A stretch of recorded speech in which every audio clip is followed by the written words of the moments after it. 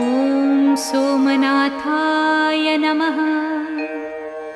ॐ मल्लिकार्जुनाय नमः। ॐ महाकालेश्वराय नमः। ॐ ओंकारेश्वराय नमः।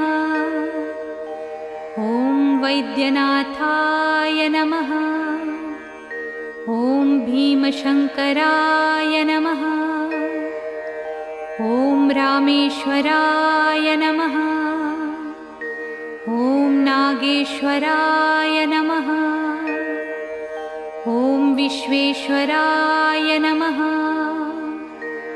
ॐ त्र्यंबकेश्वराय नमः। ॐ केदारेश्वराय नमः। ॐ भुस्मेश्वराय नमः।